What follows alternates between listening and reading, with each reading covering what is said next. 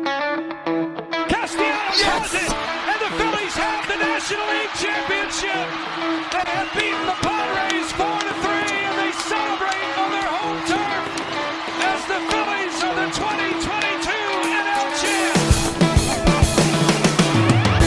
Hey there, podcast pals from WHYY and BillyPenn.com. It is Hittin season. I'm your host, John Stolnis from The Good Fight. You can follow me on Twitter at John Stolnis. Coming up, the Red Hot Phillies sweep one of the worst baseball teams we've ever come across. Went out to Oakland and took 3 in a row from the A's, and the Red Hot Phils have won 13 of 15 and improved their standing in the National League wildcard race, but not by a whole lot because there's a number of other National League teams that are just as hot as the Phils. So we'll get into all that stuff coming up here in the next few minutes. Also, we'll talk a little trade stuff. Paul Goldschmidt's name being mentioned by folks in the Phillies sphere. So we'll talk about the possibility of what they might do at the trade deadline to shore up a couple of weak areas. And we'll preview the upcoming homestand. Big homestand against the Braves and the Mets at Citizens Bank Park this week. So lots to get to on this episode of Hittin Season. Joining me as they do every week, my good friends Justin Klugh and Liz Rocher. Justin from Baseball Prospectus, also the host of The Dirty Inning and absolutely hammered on the Hittin Season Patreon. Follow him on Twitter at Justin_Klugh.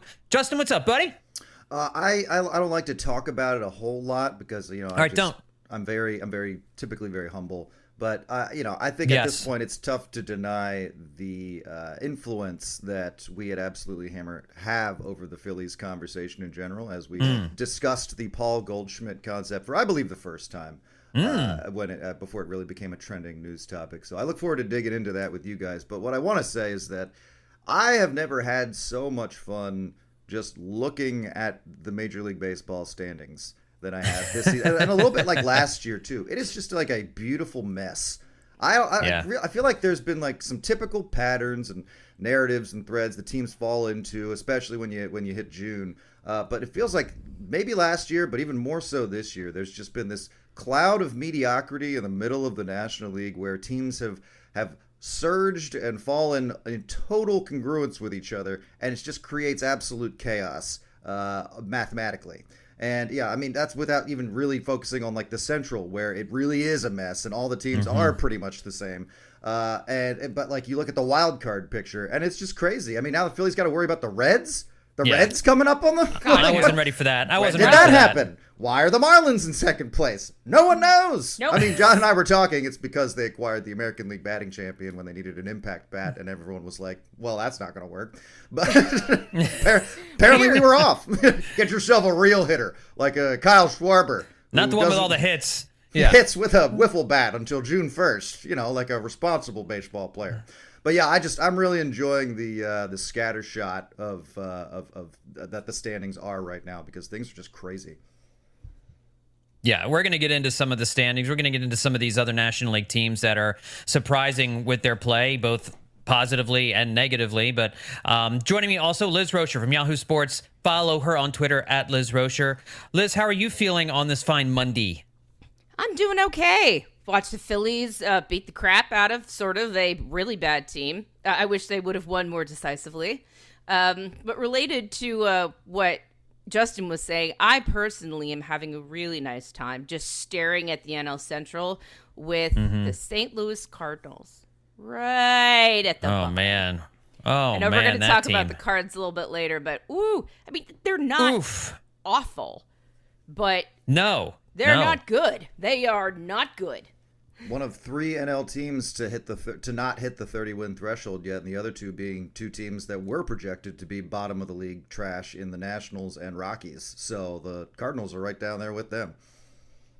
Yeah, it's a witch's brew in the National League Central. The Pirates, after getting red hot, have cooled off, and they're now 2 games under 500. The Cubs are just kind of milling around, and it was as recently as like a few weeks ago, everybody was within 5 games of the third wild card. Now we've kind of gotten a little bit of separation. You have St. Louis, Colorado, and Washington all now double digits outside the third wild card. St. Louis, incredibly, 10 games back of the third wild card. I mean, they're done. They're sellers at the trade deadline, which is kind of one of the things we're going to talk about Paul Goldschmidt in just a few minutes here.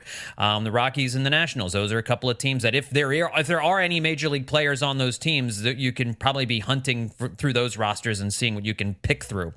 But you've got, the Mets and the Cubs are 5.5 back. The Pirates are 4 back. The Padres are 3.5 back. The Padres just, they can't get off of 500, and the Reds have won 8 in a row and are 2 games back, with the Phillies 1 game out of the final wild card. So we're going to get into a little bit more of that here coming up in just a couple of minutes. But let's first dive into this series against the A's. It was not the prettiest of series. This was not a series that you're going to tell your grandkids about, but they have not won in California this year. They got swept in San Francisco.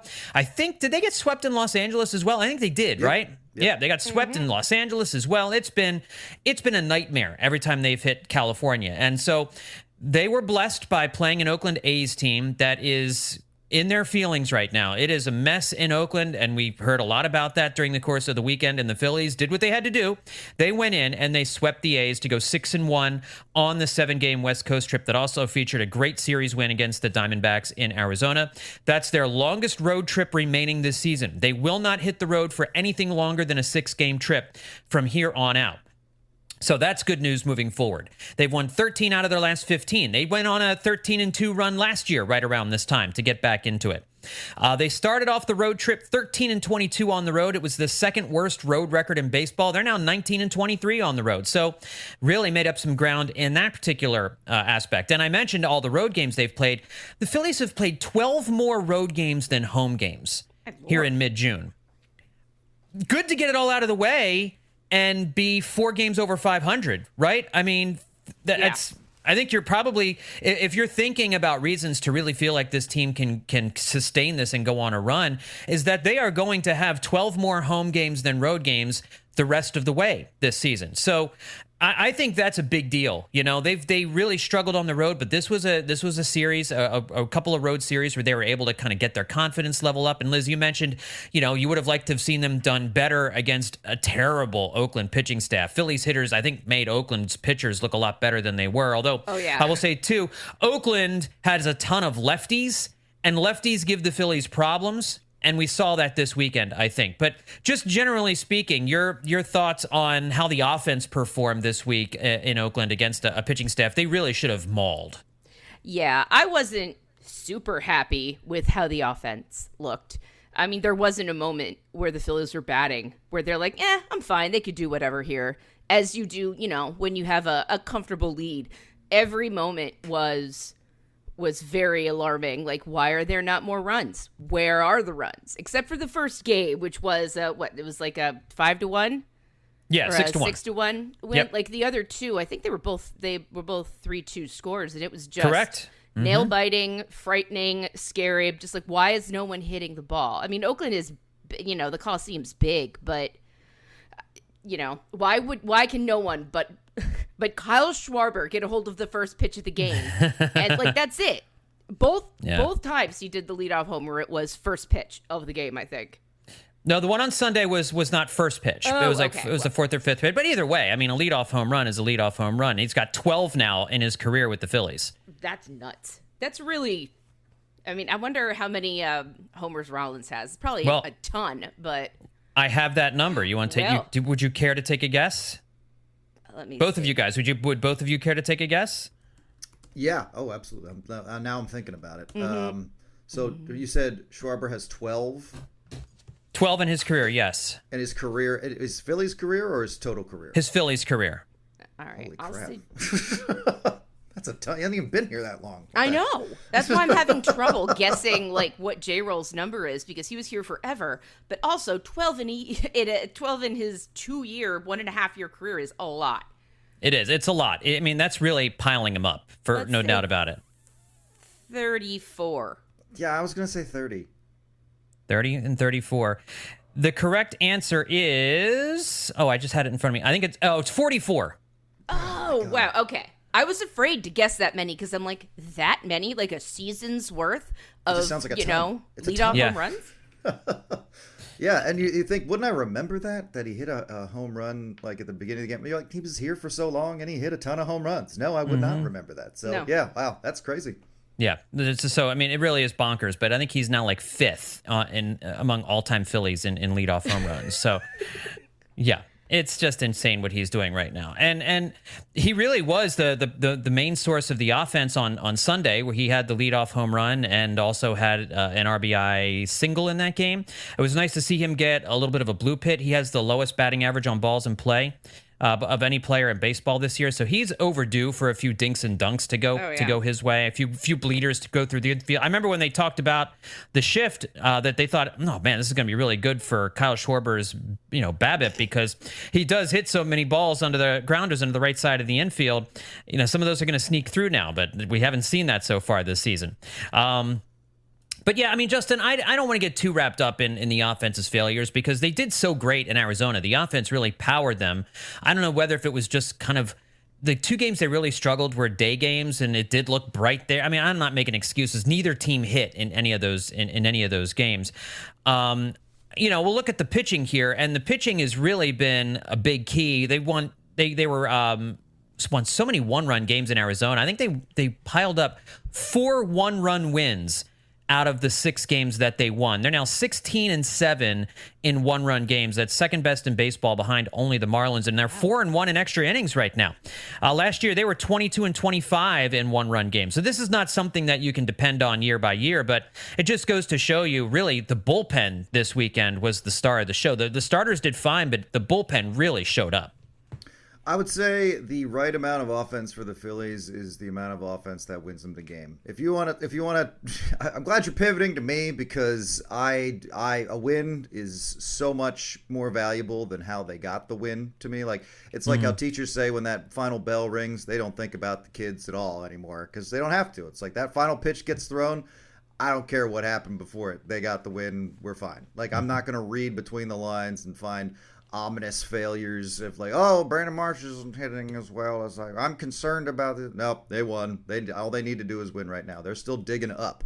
So yeah. I'm fine with how they won in Oakland, because I thought it was going to be enough of a challenge to even just sweep the team. Something we all agreed they had to do and could do against the A's specifically. But I'm still sitting here, a day removed, thinking like, oh, they could drop the game. They could still drop this series, like at any moment. They could do it, because that's exactly the kind of team that has given the Phillies fits in the past. And fairly enough, this is also a Phillies team that struggled with not adding on. Like, I feel like we've seen this before, where Schwarber leads off with a home run and the vibes are good, and then 6 innings later, oh wait, we probably still need to score a few more runs, but now it's too late and everyone's tired. So you did get sick of seeing that, and I think moments like that, games like that, really contributed to the hole this team is currently in now. But yeah, to see them be able to give whatever offense they needed to win, especially that game, where they went up 2-1, gave up the lead, came back, scored just enough to win again, and then finally locked it in. You want to be able to rely on other dimensions of your team other than what's supposed to be its strength. And I think we've learned our lesson by now, that this Phillies offense, it's built to smash, but it doesn't always find the on switch, and you can't always rely on them, even though that's what they're supposed to do. So I feel like this series proved they can rely on their bullpen. Their starting pitching is really turning the corner, and it sucks that it's the A's that you got to beat up on, a team and a fan base that's really going through it right now. But I'm glad the Phillies got out of California with a series sweep there, and that this West Coast trip was as successful as it was, because they absolutely needed that to happen. And it's fair to note, too, the Phillies really ran out a B squad on Sunday. Bryce Harper got the day off. Nick Castellanos missed the last 2 games of the series with a stomach virus, and he's been their best hitter this year by far. They really missed Castellanos in the lineup against all of those left-handers that Oakland threw at them. And so you saw a lot of Josh Harrison this weekend, which is not always what you want. But yeah, you were relying on, Bryson Stott cooled off a little bit. JT Realmuto had a big home run in the game on Friday, but cooled off a little bit as the weekend rolled on. I mean, so it's just, they were, you're right, Justin, they are kind of up and down for right now, and that's just how they are. But they were also without 2 of their best hitters in the game on Sunday, and their very best hitter on Saturday and Sunday.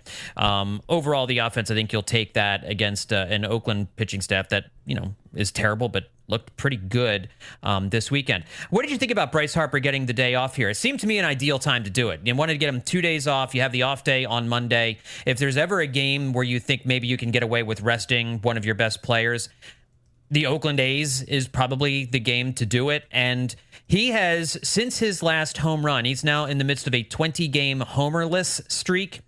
He has an on-base percentage of 348, so he's still getting on base. He's still getting the occasional RBI, but he has no home runs in his last 20 games, and he has a 299 slugging percentage for a 647 OPS in his last 20 games.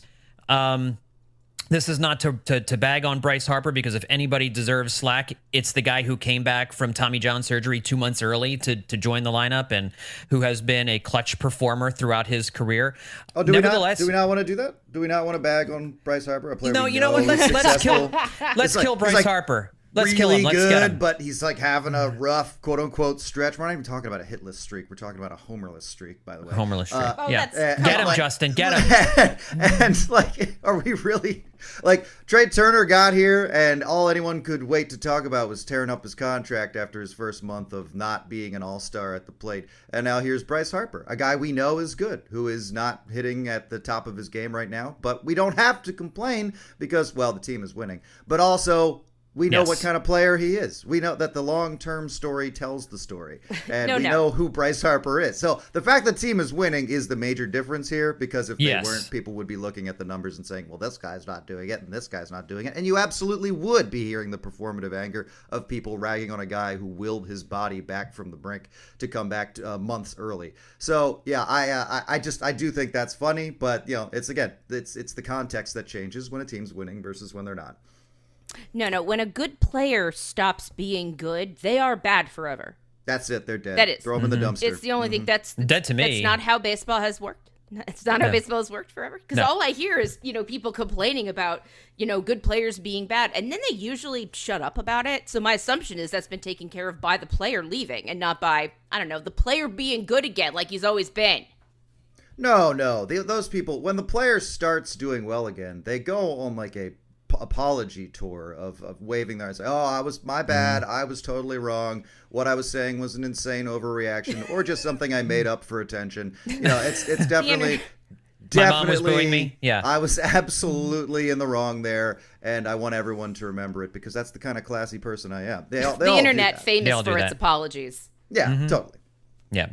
The mea culpas on Twitter will come at you fast and furious. You got to just find. Sometimes already. You have to mute them, and I can't hear any more of these. Weirdly, you already had them muted because they wouldn't stop talking stupid nonsense. That's probably true as well. I did think one of the other interesting developments over the course of these 3 games in Oakland was what the Phillies are doing in center field. And what Rob Thompson appears to be saying is that Christian Pache back off the injured list and Brandon Marsh will be sharing time in center field in pretty much a platoon role. Pache looks great since returning from the injured list. I mean, first of all, the plays that he made defensively in this series were second to none. I mean, you see the elite defensive center fielder there. This is what they were talking about. His read on some of those line drives were run savers. I mean, they really did help run prevention. Like we talked about when he was acquired, if that's kind of what he's going to give you from time to time, there's value there. And you saw it in this Oakland series. In these 1-run games, those plays probably meant the difference between winning one of those games and losing one of those games. He also looked great on the bases, stealing bags, getting extra bases. He's a really athletic young player and hit a couple of doubles in the game on Sunday, scored twice in the game on Sunday. And I think it's interesting because we were talking about Marsh needing to hit against left-handers because in April, he was hitting everybody, but I went to check his splits again this morning, and looking at the splits, I can kind of see it now. Against left-handers, Marsh is batting .211 with a .274 on base and a .386 slugging percentage. Those are very bad numbers. And against right-handers, the average is .268. The on base is .364, which is phenomenal, and he's got a .423 slugging percentage. At the moment, Justin, this feels to me like the right call. I would have been against this, obviously, when Pache first came aboard, but given what we saw from him and how he was playing before he hit the injured list, it sure seems like some of the changes that Kevin Long and the Phillies had him take part in, had him do, have held. And he's playing, he looks really, really good. He looks like a guy who can help you win games. I was definitely using Pache's numbers as a punchline when he first got here. And we all were. For good reason. I mean, those were not just like, this guy struggles at the plate. Like, this guy didn't know how to hit anymore by the time he was leaving Oakland.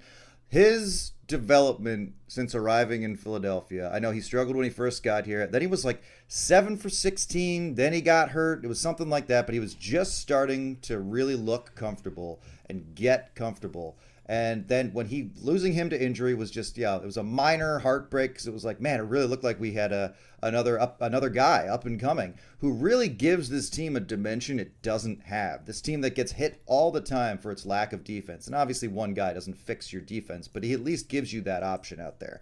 He ran down that ball in center during this series that no one else on this team probably is able to run down. That's the kind of center field defense that they were looking for when they brought him in. And they thought, you know what? We got one of the best hitting coaches in baseball here. If the bat's going to come, it's going to come while it's here. And that's come along as well. He will not stop hitting. And there was this great moment. I remember when he went out with his injury and they ran a story saying the Phillies were like, don't worry about it, get better. We'll be here. We'll carry the team while you're gone. Come back, just get healthy, and and we'll go at it. And he came back and he made that catch in center. And I don't know if you guys saw, but right after, Kyle Schwarber grabbed him and did a little hug around his back, just as welcome back, buddy. This is what we've been waiting for, and it was great. That was a great moment for him. And it is great to see his development has been I'm so pleased with how he has progressed here with the Phillies. It's been a lot of fun to watch. He is a fun player. And as far as Marsh goes, I obviously love Brandon Marsh. He's one of the most fun players to watch as well. I was firmly in team stop platooning them for a while, but now we're all looking at the same numbers. And I mean, look, I'm not saying I'm not unhappy by this decision. I'm not on its surface instantly no, this is the wrong call. We're all looking at the same numbers, and people are always yelling at the manager to do something, fix something, and we're always like, well, what do you want to do?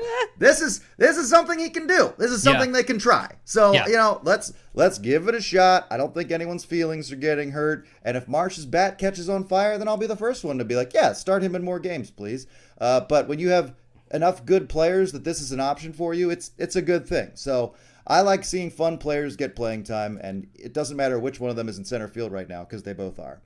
Yeah, and Liz, with Christian Pache, he came up as one of the best prospects in baseball, and man, I'm just trying I want him to have such a great series against the Braves. I'm sorry. Wouldn't that be great? So throw that in there. I would love to see him just rip the Braves in half. That would be so satisfying. Absolutely. Is that who he was drafted by? Yeah, he was one of their top prospects. He was part of their future for a while. Mm-hmm. And who did he get traded for? I forget. Who did the Phillies get him from? Olsen? The Braves traded. The Matt Olson deal. Yes, that's right. Yeah. And they got him from Oakland, which right. I mean, so he went back to Oakland. It was nice of him to have one game back there and do well. Mm-hmm. Yeah, I mean, I'm thrilled that he's back, and I'm thrilled that it looks like some concentrated attention has really helped him. We can be pretty sure he didn't get that in Oakland. I still am wowed every time I remember they traded their coach. They traded their manager. That's right. They traded their manager. I think he just quit. I think he just quit and went to the Padres. I don't think it was a trade. This is what it's. Which is even worse. It's all bad. Oh, you're talking about Bud. I'm thinking of Bob Melvin. Oh, no. And I'm thinking, Bob Melvin just left. Oh, okay. Bob Melvin just left. But it's not Bud Black. No. Whoever, I'm almost positive they traded their manager to the Padres. Or maybe he did just leave. But I thought it was a trade. Regardless, that's not the point of this, though I find it a little bit more interesting than Christian Pache, who I'm glad had a wonderful game in Oakland, and it would be great for him to have a great series in Atlanta to sort of show them what they let go of, though at the same time, it would, I'm going to guess, give their prospect identifiers, it'll put a smile on their face, because they did identify a good guy when, when maybe some others didn't. They just apparently didn't know what to do for him. It'll be humanizing for the Braves to feel the emotion of regret for once. Just one time. Literally, by the way, I was about to trash the Braves, and I thought, no, don't. And then you just chimed in with, the Braves need to feel human emotion. And I'm like, never stifle yourself. Just once. Negative human emotion. Negative human emotion. Never stifle yourself, Liz. Make one wrong decision. Braves make one wrong decision challenge. They did feel some negative emotion after the National League Division Series last year. So that's true. And they did lose a series to the A's, which the Phillies did not do this year. That's right. So. Yes. So let's correlate this out. The Phillies will sweep them in 4 games, and they're only going to play them in 3, so that's pretty good. By the way, I did a little bit of Googling while you were talking. The last Oakland A's manager to be traded that I can find was back in 1976 when the A's traded manager Chuck Tanner to the Pirates in exchange for catcher Manny Sanguillen and $100,000. So just a little bit. It's really funny to imagine like how trades normally go down. They're like, "Oh, Skip wants to see you in his office," but if it's the manager getting traded, they're like, "Hey, do you have that conversation with yourself?" Yeah, go into your own office and sit there. Wait, who is telling me that? Like, I've got some unfortunate news to tell me. Right, moves to the other side of the desk where we've made a deal with San Diego. What is it, Skip? He's turning his hat around, front, back. So one act we've got going on here. This is fantastic.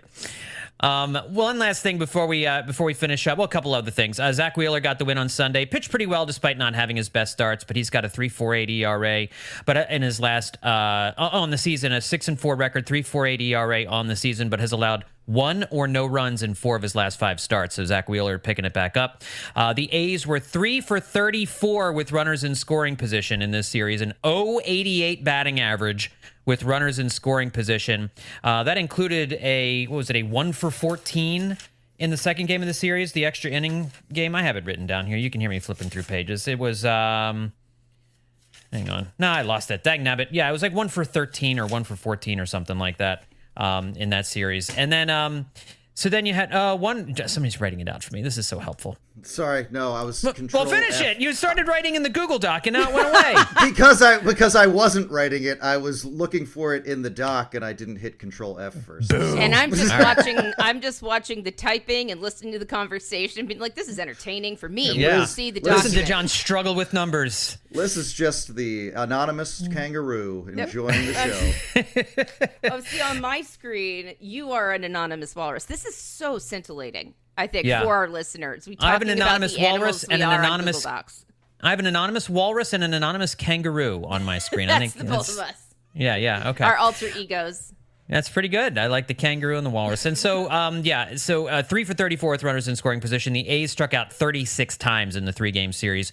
Christopher Sanchez looked really good in his 4 innings of work. I'm going to talk more about him in just a second. But the bullpen, Junior Marte gets his first career save on Sunday. The bullpen has been amazing. And the Phillies had 5 different pitchers save 5 games in the last 5 days. You had Luis Ortiz on Tuesday, Jose Alvarado on Wednesday. Oh, not in the last 5 days. Yeah, last 5 games. Luis Ortiz on Tuesday, Jose Alvarado on Wednesday, Craig Kimbrell on Thursday, Jeff Hoffman on Saturday, and Junior Marte on Sunday. The only game the Phillies didn't have a save was on Friday when they won 6-1. So, just weird how they're different guys stepping up in these situations. With Seranthony Dominguez now on the injured list with a strained oblique, Craig Kimbrell and Gregory Soto were both unavailable on Sunday after they'd pitched in 3 of their previous 4 games, and that used to drive us crazy when Joe Girardi would do it. But 3 out of 4, I can understand wanting to give those guys a rest. That's makes sense. And they actually have some arms in the bullpen now, Liz, where you can. Junior Marte, after being awful at the start of the season, has come out and I think he's been scoreless in 10 of his 11 appearances since coming back from the minors, and just blew the A's away 1-2-3 in the 9th. It's been pretty amazing watching what has historically been such a trouble spot for this team be the one constant strength through these first 3 months of the season. The bullpen really has probably been the steadiest thing about the Phillies here in 2023. It has been. I mean, I still am biting my nails, but that's a natural response to whenever a bullpen comes into the game and Brad Lidge isn't there. So, yeah, I'm still nervous, but it's good to see all of the guys just sort of be comfortable with where they are. That's kind of the best thing, because I know a lot of, I for one of the rare times I watched the pregame show on Sunday on NBC Sports Philly, they had to turn it off because I spent so much time booing Ricky Vitalico. Good Lord. One thing that they said, or maybe it was during a broadcast, is that, relievers really like being in positions and knowing where they're going to go. And I'm like, why? I don't think I ever hear relievers talk about that. I think that's something that people just say because the Phillies bullpen has been good going wherever they're told to go. Yeah. They go out, they pitch, they're done. Like, we know that Kimbrel will probably might get the 9th inning, but as we've seen, it could be anyone because they have a lot of good dudes. It's really great to not have to worry about it as much and to see these guys do well. Mm-hmm. Yeah, and the fact that, Justin, they're doing this with different guys than we expected at the start of the season. I mean, in spring training, we kind of knew who all the bullpen guys were going to be. We knew what all the roles were going to be. But Andrew Bellotti and Connor Brogdon are in AAA right now, and they didn't even pitch that terribly while they were here. They just have gotten supplanted by guys like Jeff Hoffman, who throws 97, 98 miles an hour, and he's commanding his pitches, and Junior Marte, who they brought in. I mean, I think we expected him to be a part of the bullpen, but certainly not a major piece. And so Marte's role is going to grow quite a bit with Sir Anthony Dominguez on the shelf. We'll get a real good look at him in some more high leverage situations, but we'll probably see a lot of Jeff Hoffman in the 7th inning. Maybe he might even get an 8th inning here. He got a save, in the series as well. So just different guys than we were expecting this year stepping up. And I know Noah Song is about ready to possibly go on some kind of rehab assignment. They'll probably have to give him back to the Red Sox based on how the bullpen is pitching. But I don't know. I mean, different guys, surprise guys have been involved, and it's been a really interesting bullpen with the way guys have moved around and performed in different roles.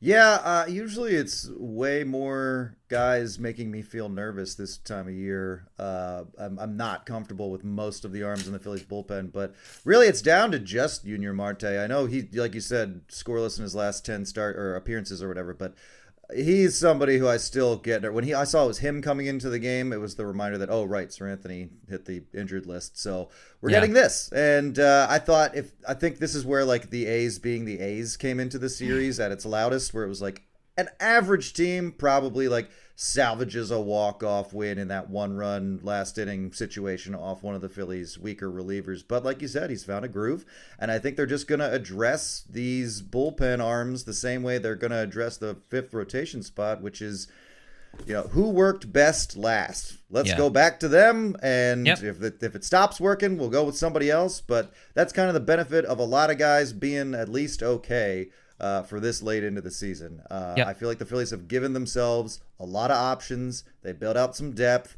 Maybe not every guy is a hard throwing location hitter with excellent command, but like they're good enough to get the job done. And that's what the Phillies need right now. Their bullpen has been so utterly reliable because they've been able to cycle guys in when other guys have struggled. And they've also been able to rely on a couple of mainstays, like the guys, the higher profile names, and guys like Kimbrel and guys like Alvarado. So that has been a huge strength for this team, and they wouldn't be where they are now without that bullpen. And a couple of the call-up guys, like Andrew Vasquez, has been awesome since he was 2 innings.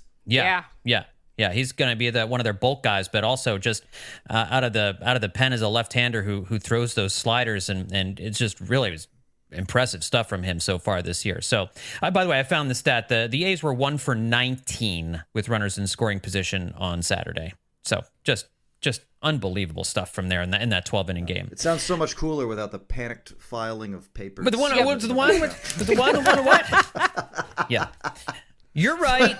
Phone's ringing off the hook, papers flying. I'm like that guy in that meme, the big guy at the desk, that says papers up in the air. Yeah, that was kind of what I was doing. Just real quick, Christopher Sanchez looked good as the number 5 starter in his 4 innings of work through strikes and changeups. He really looked good. He came out after getting hit in the hand, but they say he should make his next start. But the number 5 spot in the rotation has been a problem all season long. They've had a lot of bullpen starts. They've had, they're trying to find a guy who can do it. Bailey Falter obviously faltered earlier in the season, and you can please laugh. We're not addressing it. I give you the Jeb Bush there. Please laugh. Nope. But obviously, we're hoping that somebody can take this number 5 starter job and run with it. And Sanchez is just as good an option as anybody else. So he's going to get a few opportunities here, it looks like. But I saw a story by Destiny Legardo from Phillies Nation talking about whether or not to trade for like a number 5 starter, kind of like a Noah Syndergaard last year. And Syndergaard ended up being the Phillies 4 as the end of the season rolled along. But a number 5 starter isn't going to play for you in the playoffs. He's either going to be a deep bullpen guy who you only use if you're down by 10 runs in a postseason game. He's not going to be a guy that you rely on to win you a playoff game. And the thinking is, if you're going to make an addition at the trade deadline, with where the Phillies are right now, and the fact that they have like Chris Sanchez's, and you're expecting to probably get Andrew Painter back at some point. Maybe Mick Abel can string together some starts in a row, and you can bring him up. But they seem to be handling the number 5 starter situation as well as other contenders who are also dealing with the same issue. That if you're going to invest capital at the trade deadline, invest in a bat, an impact bat, or if there is an impact starter available, go and get an impact starter. And one of the names, and you mentioned it, Justin, you and Chris were talking about it and absolutely hammered, is Paul Goldschmidt. The Cardinals are going to sell. There's no doubt in my mind the Cardinals are going to sell at the trade deadline. Paul Goldschmidt is signed through 2024, not having as good a season this year as he had in his MVP campaign last year, but still having a very good season and would be a serious upgrade over Cody Clemens, who has been fine as a stopgap, but certainly not the guy that Paul Goldschmidt would be. So there's a few different preferences I wanted to run by you guys, and I wanted to tell me what you think your preferred method of addressing needs at the trade deadline would be. Number 1, trading for Goldschmidt, which sounds great on paper. You would fill a need at first base, would replace Rhys Hoskins and then some, but it would also prevent Bryce Harper from moving from designated hitter and taking over first base, which would allow Schwarber to get out of left field and to designated hitter. So you get an impact bat at first base and a really good glove at first base, but it kind of hinders you from moving Schwarber out of left field. You could trade for an outfielder instead of Goldschmidt in order to get Harper to first base and Schwarber to DH. But the bats and the possibilities there don't sound as good. You're looking at like Ian Happ, Goldschmidt's teammate Tyler O'Neill, who had a lot of promise but has really struggled and hasn't been able to stay healthy in his big league career. There's just not a whole lot else out there right now in terms of corner outfield, at least as far as the obvious names are concerned. You could trade for a number 5 starter if you really just want to stop. I think they're 3-10 this season when the number 5 starter has come up in the rotation. So that if you want to argue that you need that to get you a playoff spot this year, then maybe you do that. Understanding, of course, the price for pitching like a Chase Anderson is very, very high. Or you could trade for a top-level starting pitcher. You're probably giving up a Mick Abel in a deal that gets you Corbin Burns or Lucas Giolito or Shane Bieber or Dylan Cease or something like that, plus more. But that gives you a top-line starter in the playoffs, right? That gives you that postseason guy. So, Liz, let me start with you. Which of those 4 options do you find the best? It's tough because you say that you won't need a number 5 starter, and it's possible. But not only does that guy help you win, that guy is also your stopgap if something happens in the playoffs. You need someone half decent on the roster, even if they're not going to be doing what they normally do. Because I feel like, I don't know, the Goldschmidt thing feels wrong. I don't know. Like, because I like the idea of corner outfield and putting Schwarber back at first, but I also am currently wearing a Rhys Hoskins shirt. So that's also something I need to think about.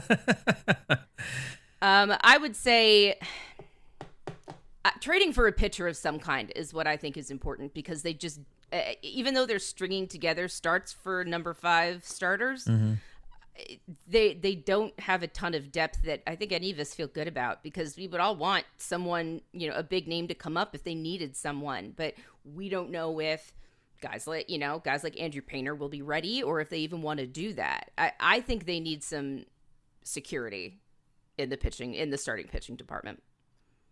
So somebody more like a back of the rotation type guy, a number 4 or number 5, as opposed to like going and getting like a number 1 or number 2 type starter. Well, I mean, if you do that, it at least gives you an option for, if you send Aaron Nola off somewhere floating on an iceberg, at least you'd have a starting pitcher to replace him though you'd have to give up actual prospects for him instead of money, which money is easy. Money is fake. You can find money anywhere, especially John Middleton. But unfortunately, let's be clear. John Middleton can find money anywhere. You and I cannot. We cannot find money anywhere. No, we absolutely not. Well, if we were looking in John Middleton's house, I think that's what I'm saying. Everywhere. But yeah, prospects don't grow on trees, especially guys like Mick Abel and Andrew Painter for the Phillies, who have had, I would say, limited success in starting pitching prospects lately. Right. Nola is a plus, but is he? Yeah, I mean that's a quite. I mean, I've been calling Nola the number 4 right now. I think he's their 4th best starter. But it's disappointing that it would really have been great if somebody like Mick Abel or Griff McGarry could have so far this season really kind of shown something. Forced the Phillies' hand. It's like, hey, you need to be calling me up. And so far, neither guy has done that. They've looked okay at times, but neither one of them has been like, hey, I'm on the fast track to Philly. It just hasn't, not certainly in the way that they were talking about Andrew Painter earlier in the season. And if there was that kind of momentum building for like Mick Abel or Griff McGarry, or even somebody else to kind of pop up from out of nowhere, you could be like, oh yeah, maybe pitching's not as big a need. But, Justin, what do you think? I mean, I know you talked about this with Chris a little bit on Absolutely Hammered. I mean, the idea of Goldschmidt, what you're getting in Goldschmidt. I think you probably know what it would cost to give up to get him. I don't know how realistic it is to go out and get somebody like Corbin Burns or Giolito or Bieber or Eduardo Rodriguez or anything like that. This is a tough one. Yeah, my initial reaction was like, Goldschmidt is such an overcorrection, but the more you think about it, think about how we just described this league. The Phillies would have to do something to start outpacing some other teams. Because, we keep saying, well, if the playoffs start tomorrow, but the playoffs don't start tomorrow. They just have to play over half the season still. So when you think about the kind of production you could get from Paul Goldschmidt and how much of a graduation that is from Cody Clemens, there's definitely appeal there. But you're obviously giving up plenty to get Goldschmidt. The Cardinals are going to, they're going to be like, oh, we're getting something out of this season. If we're going to be the worst team in the National League and the other teams are going to pick our carcass apart like vultures, then we're getting something out of this. So their price is probably going to be hefty. And his deal is up in 24, I believe. He's on a 5-year deal. So, again, and he's 35. So he's been able to do what he's been able to do. And if they did that, he would be... It would add to an already stacked lineup that, again, still struggles to hit on occasion. So I guess I lean more towards the pitching side, but where I would differ from Liz is that, if the struggles of Abel and McGarry have made them less appealing to put in the Phillies rotation, then I guess it's also impacted their trade value as well. But the way I started thinking of it was, if you can just get away with giving up one of those guys as part of a large, like you're obviously giving up more than that, but of their main prospects they love, giving up just one of those guys for a front end starter, that's a deal that starts to sound a little more appealing to me, because you got to do something to move a little faster than the rest of these teams. Everybody's just in kind of lockstep right now, and I know we're not thinking about the division, but the wild card, if right now is any indication, is kind of a blender that's just out of control. You never know. A team, if a team hangs out around 500 all year, they're kind of just ready to step into the wild card picture at any moment. They're just like a hot streak away from being a problem for you. A team that thinks you're firmly entrenched in a wild card spot already. So this could get pretty interesting, and the Phillies would have to do something.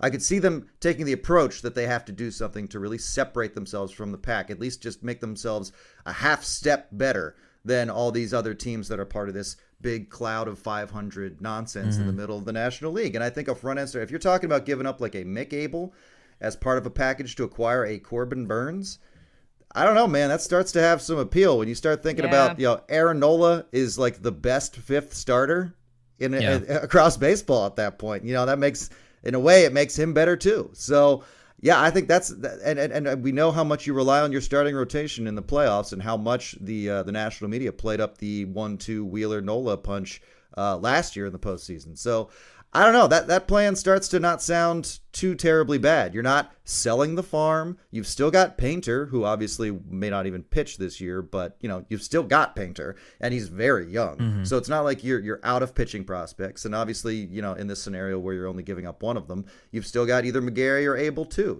And we've been giving up plenty of prospects, and I know everyone lives in fear of them finding success elsewhere, but you gotta just accept that fear because, it might happen. But honestly, I typically don't think it does a whole lot. So I especially for a 1 or 2 starter, throwing them into this rotation that's starting to figure things out as Wheeler looks more like an ace, as Suarez gets really comfortable, as Walker makes adjustments and looks utterly lights out in some of his starts, throwing another front-end guy into that mix, especially a guy like Burns, whose reward for getting his team to the postseason was being told that he's the reason – missing the postseason. He was told he was the reason they didn't get to the postseason by his own team. Right. He would probably be very excited to join a team that's like, no, our vibes are good and we don't blame our players for things when they go wrong. So that I think would be huge, very beneficial for this team. I think if there was an impact outfielder who was available, I think that might be my preference because I think I like how the dominoes would move there. But Ian Happ and Tyler O'Neill don't move the needle very much for me. That's what makes it like an easier choice, honestly, because that option just isn't there for me. Doesn't seem like it. I totally agree. Yeah. I mean, there could maybe some guys shake out and different guys shake. I mean, maybe if the Cubs are willing to talk about Ian Happ, Cody Bellinger's kind of having a nice bounce back season. He's young. He could play good defense. He would be an improvement in left field. It doesn't really make you better against left-handed pitchers. It gives you another lefty in that lineup. But I mean, I think if you're looking at improving the offense, Paul Goldschmidt is the way to go about that. And you just live with Kyle Schwarber's defense in left field. They've lived with it so far this year. They lived with it last year. They went to the World Series living with it last year. I mean, I imagine you can still do that and try to get away with it. But I think Bellinger would mesh well with the team's general himbo identity, though. You really can't discount that. That would make them almost too himbo to get out of bed in the morning. Yeah. And I think if you can get like a number 5 starter for peanuts, then great. Go grab somebody for if it's not going to cost you a major prospect.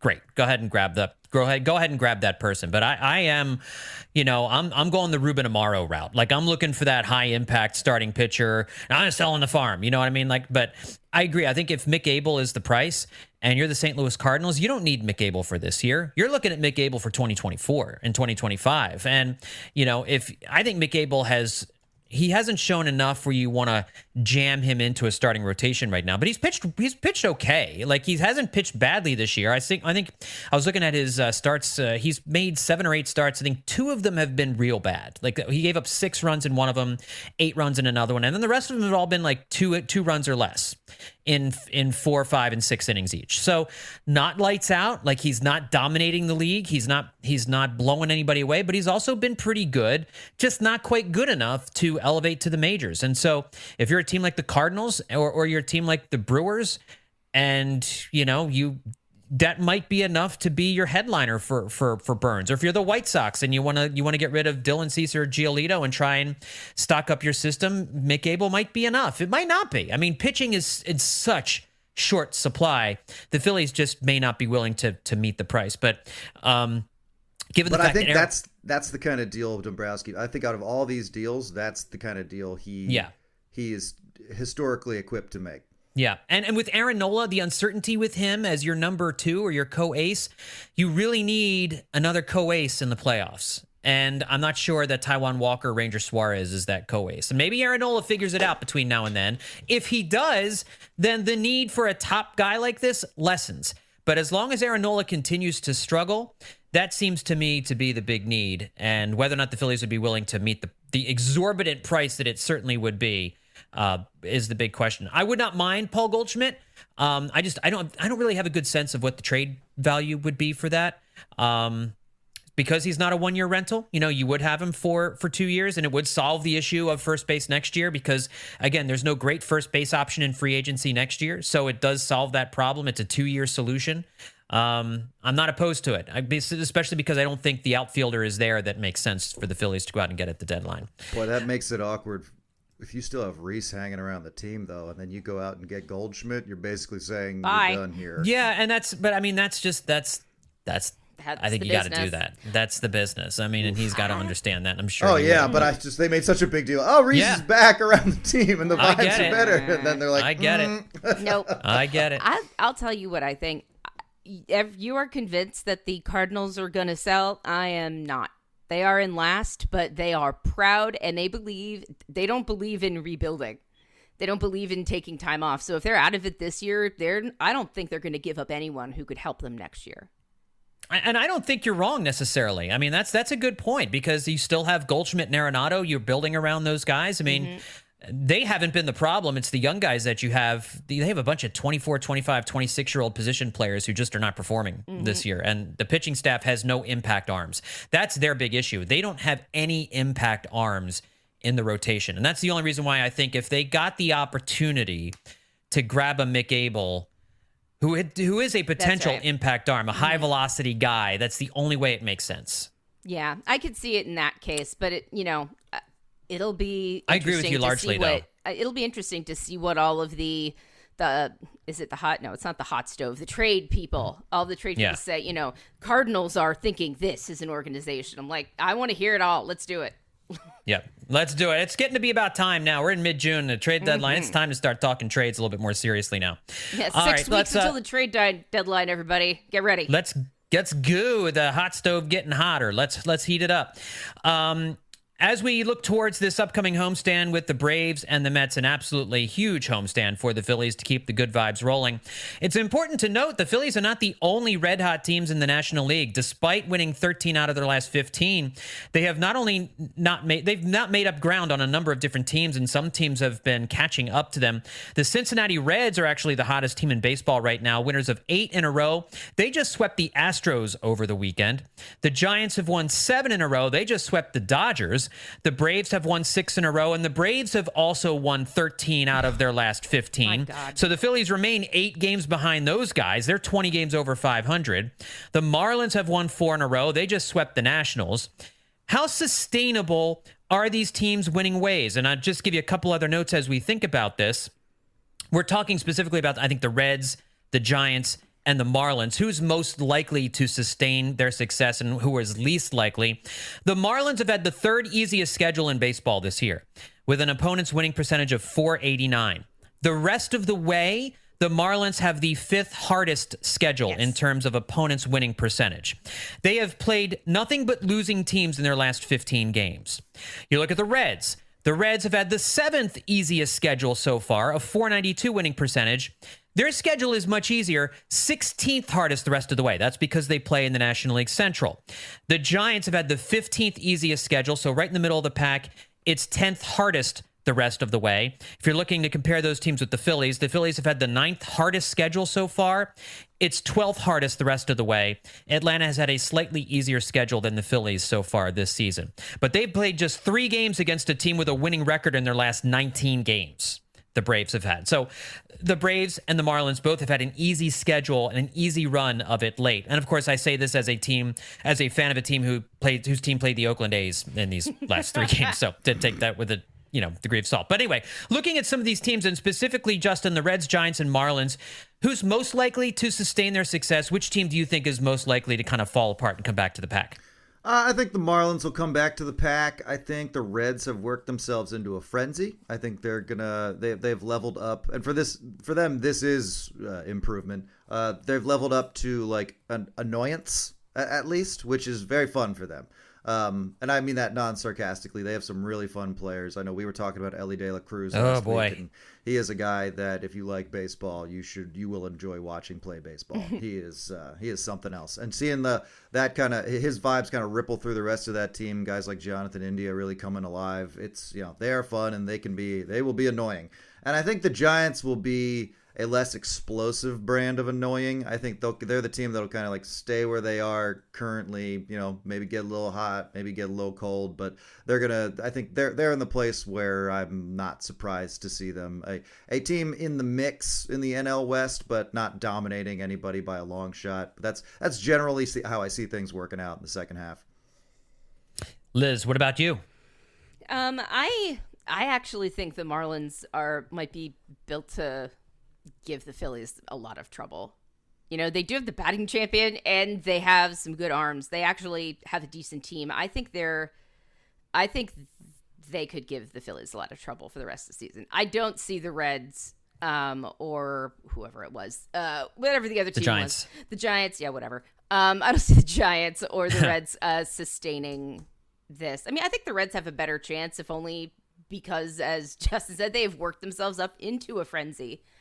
But yeah, I think especially the Marlins having a harder schedule the rest of the way, we'll really see what they're made of. But it's sort of like our worst nightmare with the Marlins. They were just quiet and sucky for years, and then just as quietly, they acquired some good players, developed some other good ones, and now they're just a problem. Yeah. Yeah, no, the Marlins are a problem. The schedule that they've had certainly has been one of the easiest in baseball, and they're going to have to play the Braves and the Phillies. And listen, the Mets have stunk this year, but the Mets can still be a problem. Let's not talk about them. No, once we talk right. about it and people notice, let's know this has been proven. Yep. I hear you. And looking at the Reds, I'm looking at their pitching staff. Hunter Green has been very good for them.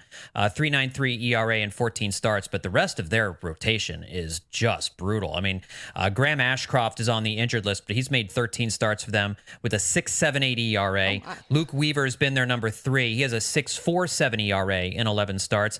Ben Lively, old pal Ben Lively, has made 6 starts. He's been in 8 games for them. He has a 4.07 ERA. Hey, that's actually kind of half decent. He's second best on the team. Nick Lodolo, who has made 7 starts, he's on the 60-day IL, so he's out for a while. But he had a 6.29 ERA. Hasn't every start of his career come against the Phillies? I think that's accurate. Yeah, I think that's accurate. They've had a lot of injury issues with guys in their pitching staff, so I just don't see them keeping this up. I think it's a nice little flurry for them. I think like the Pirates, I think it's more sustainable than the Pirates, obviously.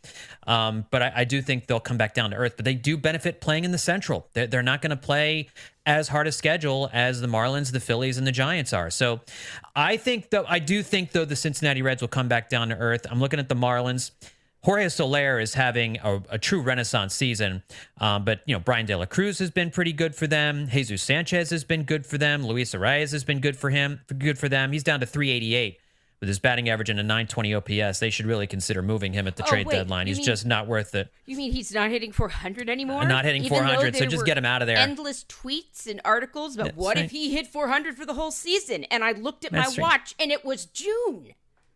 How are the Marlins 10 games over 500 with Sandy Alcantara holding a 4.97 ERA? Jazz Chisholm's been out. And he's been out for like a while. No, that's smoke and mirrors. They're smoke and mirrors, too. I think the Giants are the team most likely to sustain success. Boo. And I'll say that I think I'll rank them this way in terms of most likely to sustain success. I'll say Giants, Marlins, Reds. That's my prediction for those teams. All right, we got a big homestand coming up with the Braves and the Mets. Unbelievably, it is mid-June, June 19th.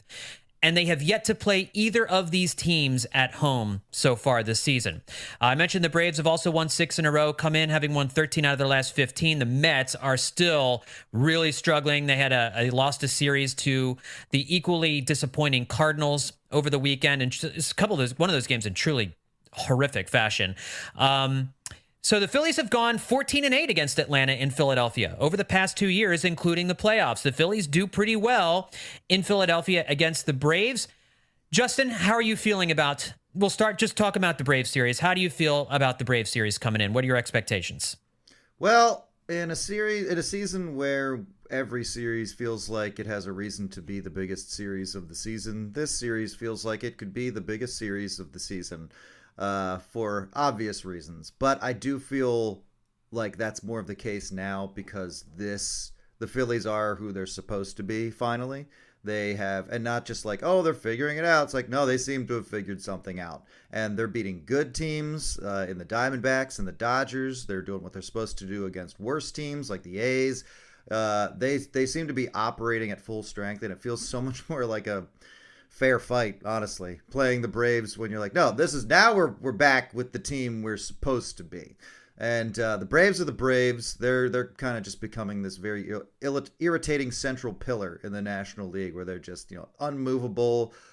totally consistent and rock solid. And it's infuriating, but you got to play them. And I know we're not really focused on winning the NL East anymore, but to be able to beat the Braves and just gain some ground on them or tear them down a little bit is going to be huge for this team. I think the players are going to take it as seriously as the fans. I think playing them at home is going to be a huge boon for this team. And like I said, the Phillies have more weapons now in both that. Like, okay, now Harper is back, and Schwarber has figured out how to hit, and Trey Turner is hitting like Trey Turner, and even Christian Pache is back, and he's providing the strengths he can provide. So I think playing a fully weaponized Phillies team is different from playing a Phillies team in April and May. And I'm excited to see this series. I don't think there was always a point in this season where I would have been excited to see the Braves for 4 games, but I am excited to see these two teams match up, because I think the Phillies are finally on a level where it's not super intimidating to take on Atlanta. Yeah, and then starting rotation is pitching really well. The Braves offense is just unbelievable. I mean, I think I saw a statistic. They have twice as many balls hit at 100 miles an hour or more coming off the bat as the next closest team. It's ridiculous how they are scalding the ball all over the ballpark right now. But the Phillies starting rotation is much better than it has been. Aaron Nola against that group is a little scary, but we'll see how that works. Nola pitches much better at home, so we'll see how that goes. Liz, your thoughts on this 3-game series coming up against the Braves? My initial emotion is, as it usually is, fear. But watching the Phillies on this last road trip, especially in Arizona, it made me feel really good about where they are right now, about how everyone's doing, about the vibes. Right now, the vibes are good. That's very important. I think they're going to do well. I think they're going to... I want to see them face this team.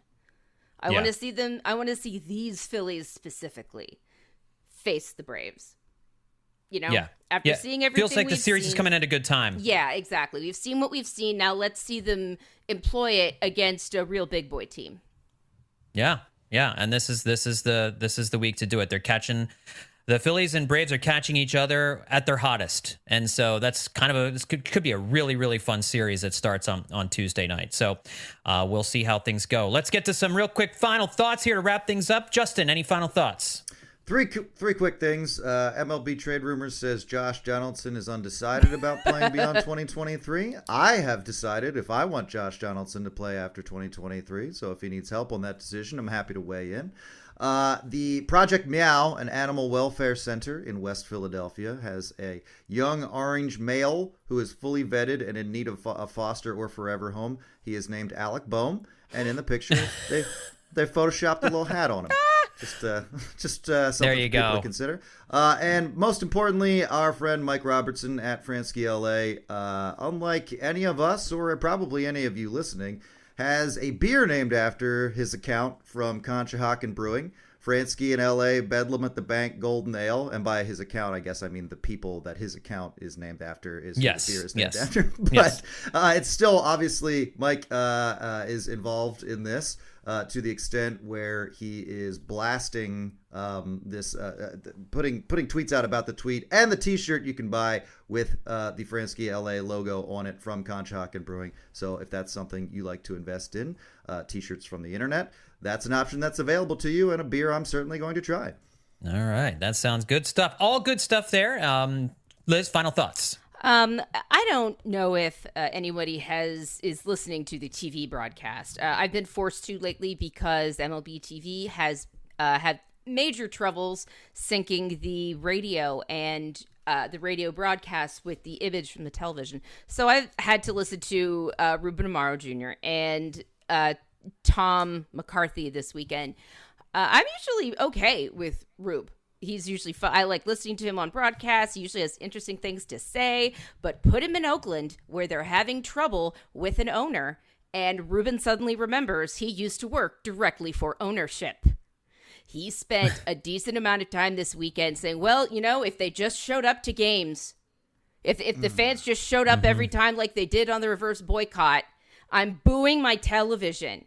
The entire weekend he wouldn't let up. It was really frustrating. If anyone else heard this, please let me know. Let's all tweet at Ruben and tell him stop being such a shill for owners he no longer works for. Yeah, I mean, stuff like I noticed in another Ruben broadcast, he was just doing weird stuff. Like he got Kettle Marte and Starling Marte mixed up, definitely at one point, but didn't realize it. He was calling AJ Hinch. He thought AJ Hinch was the manager of the White Sox for a little bit. Like he was. I saw some hiccups there, but you're like, whatever. It's just normal stuff. But stuff like that where he comes out and it's just like, oh yeah, don't forget the fans got to do their part, and you're like, shut up, Ruben. No. You don't understand. You don't understand this situation if you're saying, well, why don't they just turn out like they did on Reverse the Boycott? That was the point. They were showing they will turn out when the team has earned it. Yeah, you can't continue to strip players away from a team every single year and expect fans to come out and watch it. You just can't do it. And it's not a fair expectation. We went through that here in Philadelphia, but they built it back up. The intention was always to build it back up, never to constantly stay at $35 million payrolls. And when you've got no shot going into a year, why would you spend your money to go do that? And fans, that's how fans voiced displeasure with their wallets. So, I mean, it's just now they're going to lose a team. And I did a little rant on it on episode 680. So I think it kind of summed up my feelings. I'm not going to go down the rabbit hole again, but yeah, that's just not great. And it's not the good way of looking at it. Shut up, Rube. All right, folks, look, that's going to do it for this edition of Hittin' Season. My thanks to Justin and Liz for hopping on the podcast. And folks, if you haven't, make sure you go become a Patreon member of Hittin' Season. Go to hittinseason.com/Patreon, and you can sign up on one of the tiers, and that's where you can find The Dirty Inning and Absolutely Hammered. And please leave a rating and a review over at the Hittin' Season podcast feed. We're also at WHYY.com/Hittin' Season. That's our landing page. So anything that you need in terms of Hittin' Season content can be found over at BillyPenn.com, and there is no site that covers the city of Philadelphia better, so make sure you make it part of your daily reading, bookmark it so you can check it out every day. Thanks everybody for tuning in. We'll talk to you next time right here on Hittin' Season.